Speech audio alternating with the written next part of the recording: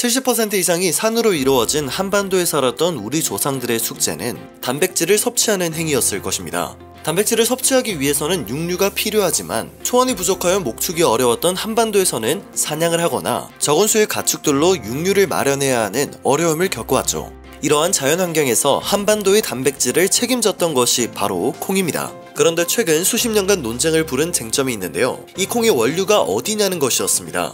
중국은 늘 해오던 동북공정으로 콩의 발원지가 지들 거라는 주장을 해왔는데요. 이게 왜 개소리인지 오늘 이와 관련된 팩트를 짚어보고자 합니다. 낡아 빠져 아무도 거주하지 않는 저택, 그 안에서 숨겨진 비밀 노트가 발견되었습니다. 소련 출신 유명 과학자의 일생일대 업적이 담긴 노트였는데요. 놀랍게도 그 노트에서 충격적인 비밀이 숨겨져 있었습니다. 다름 아닌 한국이 그 비밀의 중심에 놓여 있었죠.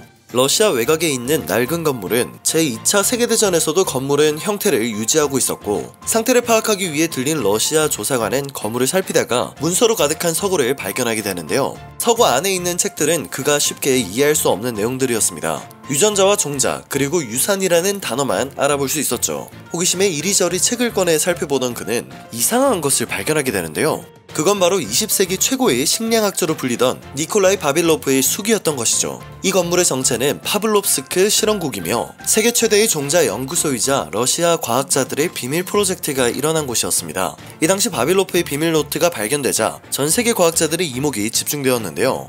독재자였던 스탈린에 의해 숙청된 그의 연구에서 밝혀진 비밀들 때문에 과학자는 물론이고 언론인들까지 이 노트의 비밀을 파헤치기 시작했습니다. 그리고 그 내용의 중심엔 한국의 존재가 있었죠.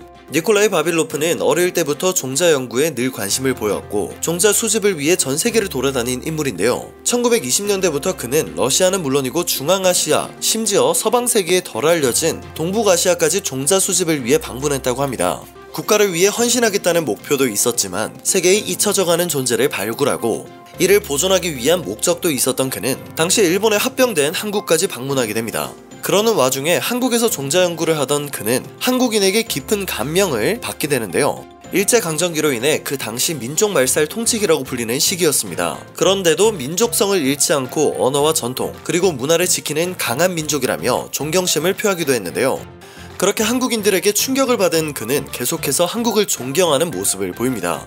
일례로 그는 일제 치하 속에서도 꿋꿋하게 조선이라는 표기를 유지하며 일본과는 거리를 뒀는데요. 심지어 연구를 위해 일본을 들리지도 않았다고 합니다. 이럴 때 한국에 대해 남다른 애정을 보인 그는 한국에서 놀라운 사실을 발견했습니다. 바로 한국이 콩의 원산지이자 최초 발원지라는 사실을 알아낸 것이죠. 그리고 그의 비밀 노트 속에서는 한국이 콩 작물을 최초로 재배한 곳이라는 사실을 밝힙니다. 많은 학자들이 콩의 원산지가 어디인지 연구했지만 결과를 내지 못했습니다. 동북아시아의 어떤 곳에서 콩이 재배되었다는 사실은 어렴풋이 알고 있었지만 정확한 원산지를 밝히는 것은 그 어떤 학자도 해내지 못했던 상황이죠. 한국의 모든 원료가 중국이라고 동북공정을 일삼던 중국은 늘 그랬듯이 한국의 콩도 지들 거라고 우기기 시작했는데요. 이 노트가 발견되면서 원산지 논쟁은 종결되었죠. 한국에서 맨 처음 콩이 재배가 이루어졌었고 우리가 알고 있는 모든 콩 종자가 한국에서 비롯되었다는 사실이 밝혀진 것입니다. 한반도는 가장 많은 콩 변이종이 발견된 곳이기도 합니다.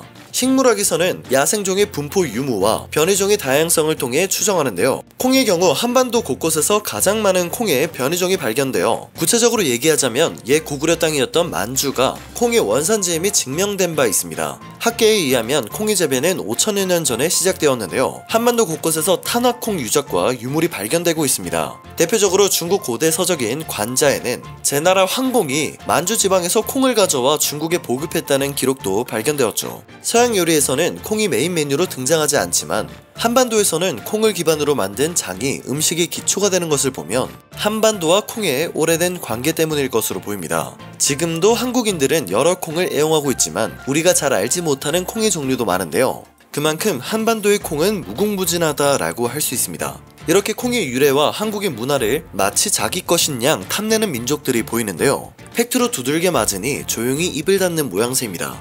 그래도 이러한 논쟁이 잘 마무리되어 다행이라는 생각이 드네요.